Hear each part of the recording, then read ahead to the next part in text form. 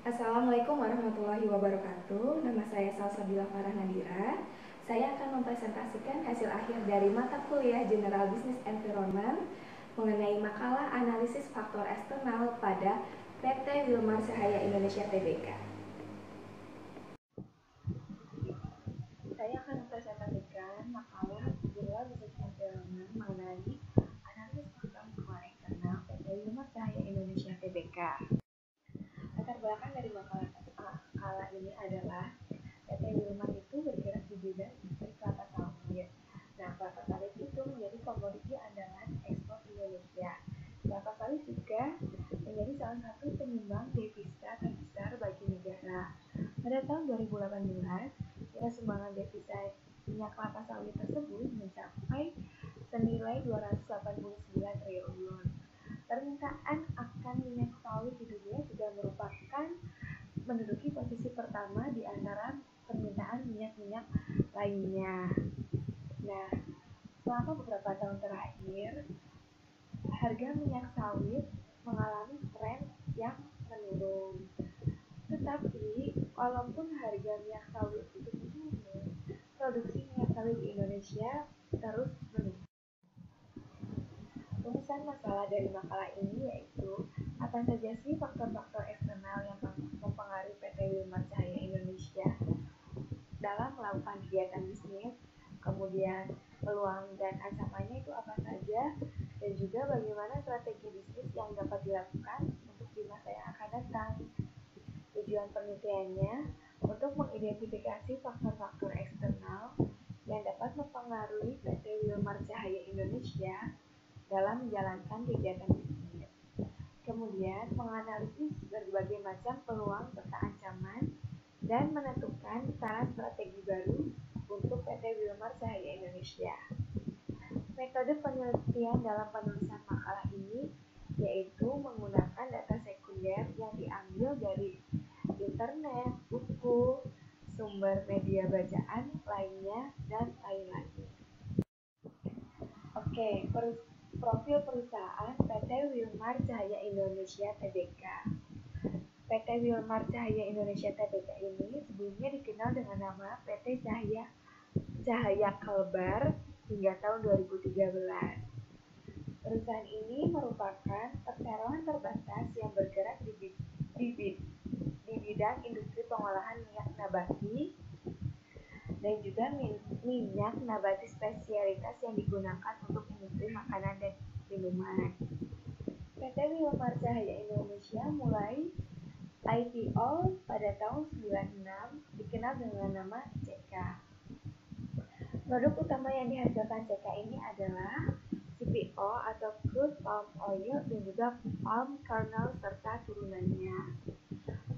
PT Wilmar Cahaya Indonesia Tbk juga bergerak dalam usaha bidang perdagangan lokal, ekspor, impor, perdagangan hasil bumi, hasil hutan, melakukan perdagangan barang-barang keperluan sehari-hari, dan juga bertindak sebagai grosir, distributor, leveransir, eceran, dan lain sebagainya. Misi perusahaannya yaitu untuk menjadi perusahaan kelas dunia dalam industri minyak nabati dan minyak nabati spesialitas. Misinya menghasilkan produk bermutu tinggi dan memberikan layanan terbaik terhadap semua pelanggan. Meningkatkan kompetisi dan keterlibatan karyawan dalam pencapaian visi tersebut. Mencapai pertumbuhan usaha yang menguntungkan dan berkelanjutan serta memberikan nilai jangka panjang bagi pemegang saham dan karyawan. Meningkatkan kepercayaan dan membina hubungan yang baik dengan agen pemasok masyarakat dan pemerintah. Wilmar juga mempunyai nilai perusahaan antara lain profesionalisme, kerendahan hati, integritas, kerja keras, dan kepemimpinan. Nah, kita masuk dalam analisis pertama yaitu mengenai demografi. Kita tahu bahwa target pasar Wilmar yaitu dalam negeri dan juga luar negeri. Nah, pendapatan PT Wilmar Cahaya Indonesia Tbk tersebut lebih dari 80%-nya berasal dari penjualan domestik. Oleh karena itu, pasar dalam negeri merupakan target pasar yang bagus bagi PT Wilmar. Nah, peluang yang jumlah penduduk Indonesia dari tahun ke tahun itu mengalami peningkatan. Walaupun tren pertumbuhannya mengalami penurunan, tapi jumlah penduduknya masih terus meningkat. Nah, peluang dari aspek demografi ini bahwa pasar untuk Wilmar itu masih luas karena jumlah penduduknya itu masih terus meningkat. Nah, ancamannya yaitu orang-orang penduduk di Indonesia kebanyakan itu berusia 40 tahun ke bawah, di mana diduduki oleh kategori generasi milenial. Nah, generasi milenial ini mempunyai karakteristik yang sangat mempedulikan gaya hidup sehat. Minyak yang identik dengan gaya hidup sehat yaitu cenderung kepada minyak zaitun atau olive oil. Kemudian untuk masalah bisnis dan ekonomi, yaitu PT Wilmar itu selain memproduksi minyak sawit, juga mengelola perkebunan sawit. Wilmar juga menjalankan ekspor. Tetapi pada 3 tahun terakhir sejak 2016, pendapatan PT Wilmar Cahaya Indonesia Tbk mengalami penurunan. Oleh karena itu, di tahun 2019, Wilmar berusaha untuk mengurangi beban perusahaan. Hampir 50% beban biaya perusahaan itu dikurangi oleh Wilmar. Selain itu, Wilmar juga mencoba untuk masuk ke unit bisnis baru, yaitu pupuk. Nah, pupuk ini mendapat sinyal positif. Selain itu, di tahun ini PT Wilmar juga mengalami dampak dari pandemi COVID-19, di mana akhirnya Wilmar itu tetapi merambah unit bisnis baru, yaitu memproduksi sabun cuci tangan cair dan juga memproduksi hand sanitizer untuk membantu penanganan COVID-19 di Indonesia. Peluang dari bisnis dan ekonomi ini yaitu kelapa sawit menjadi hasil perkebunan yang paling produktif karena 1 hektar dapat menghasilkan 3,5 ton minyak. Dan juga kelapa sawit menjadi bahan baku biodiesel di mana yang sedang dikembangkan saat ini yang menjadi green biodiesel. Ancamannya yaitu tadi mengalami pandemi COVID-19 dan harga minyak sawit yang belum stabil. Alamnya ini pun bencana pandemi global yaitu COVID-19. Perkebunan sawit itu sangat berpengaruh bagi kehidupan dunia, di mana perkebunan sawit menjadi salah satu dari ekosistem paru-paru dunia. Selain itu, PT Wilmar Cahaya Indonesia juga berkomitmen dalam menjaga kelestarian lingkungan dengan cara mengelola areal yang memiliki nilai konservasi tinggi atau high conservation value sekitar 20.000 hektar. Peluang dari aspek alam ini yaitu Wilmar menerapkan strategi yang bagus karena saat ini concern terhadap pelestarian lingkungan itu sedang tinggi dan sedang penting. Go Green itu sedang digadang-gadangkan pada akhir-akhir ini. Ancamannya yaitu bisa jadi terdapat bencana-bencana alam yang tidak dapat diprediksi seperti COVID-19. Kemudian hukum domestik. Nah,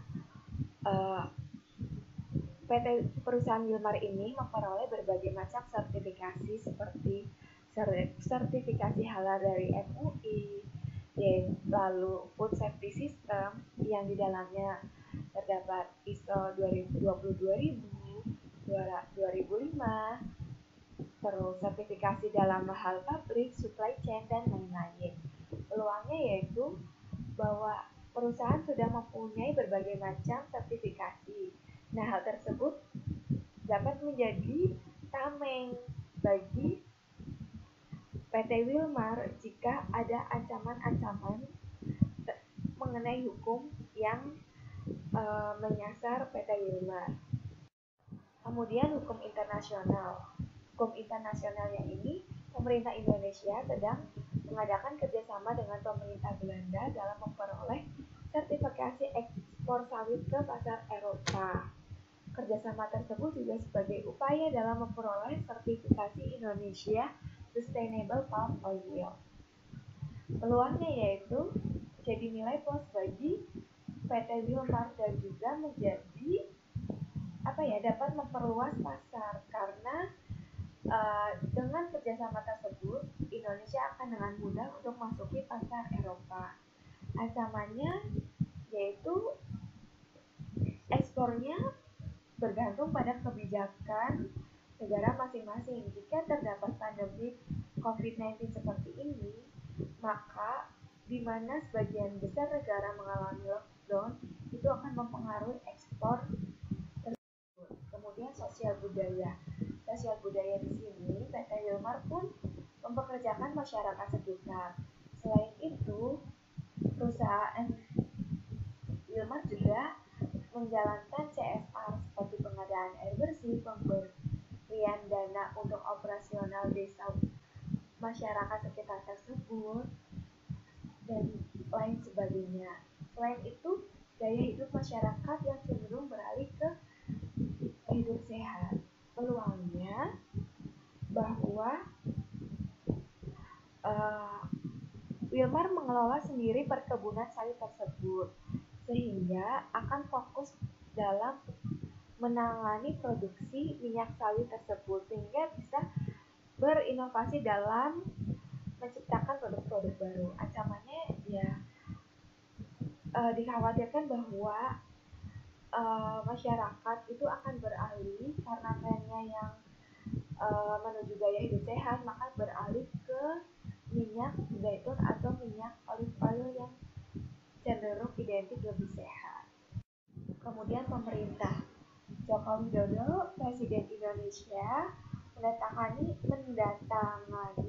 peraturan Presiden mengenai sistem sertifikasi perkebunan kelapa sawit berkelanjutan Indonesia. Perpres tersebut membahas tentang sistem sertifikasi perkebunan kelapa sawit berkelanjutan Indonesia.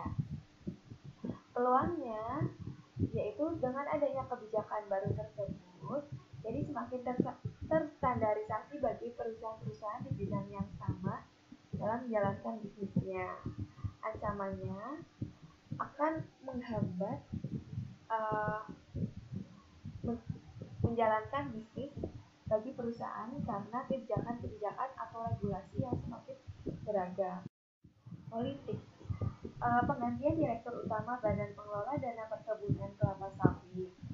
Dengan pergantian kepemimpinan ini, peluangnya yaitu jika kebijakan-kebijakan kepemimpinan sebelumnya tidak relevan, maka akan diperbaharui. Ancamannya yaitu jika kebijakan sebelumnya masih relevan, maka akan terus berganti dan itu pun menghambat atau bisa menyusahkan perusahaan PT Wilmar ini. Teknologi informasi.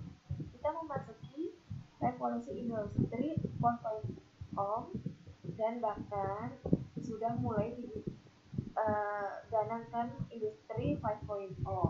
Nah, di mana kehidupan sekarang ini teknologi menjadi teman dalam kehidupan sehari-hari.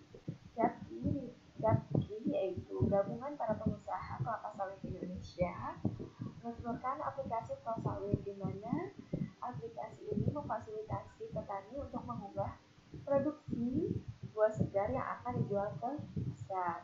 Peluangnya dengan adanya teknologi ini memudahkan perusahaan untuk memasarkan produknya.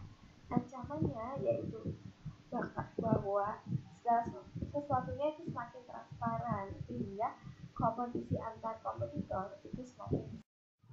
Nah, strategi pengembangannya yaitu dibagi menjadi 4. Yang pertama, pengembangan bisnis operasional ke depannya, bahwa PT Wilmar ke depannya bisa terus melakukan inovasi produk disesuaikan dengan kebutuhan pasar.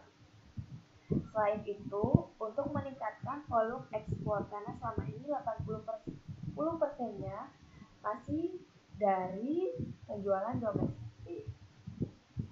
Lalu pengembangan pemasaran, yaitu dalam strategi pemasaran ini kita dapat menggunakan teknologi di mana teknologi tersebut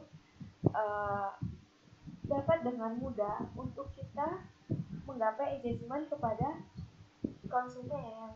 Selain itu, pemasaran digital juga merupakan pemasaran yang efektif di tengah dunia yang sudah beralih ke digital ini, yang sudah tidak asing dengan. Kemudian, pengembangan sumber daya manusia, yaitu menentukan strategi perusahaan terlebih dahulu, kemudian diturunkan menjadi strategi sumber daya manusia. Strategi pengembangan sumber daya manusia dibuat dengan disesuaikan dengan strategi bisnis perusahaan. Jadi kita melihat dari eksternal dulu, kita bentuk strategi bisnisnya, kemudian ditransformasikan kepada strategi sumber daya manusianya. Lalu pengembangan keuangan, yaitu kita bisa memanfaatkan teknologi dalam membuat laporan-laporan keuangannya, sehingga untuk meminimalisir kesalahan dan juga mengurangi kemungkinan manipulasi data.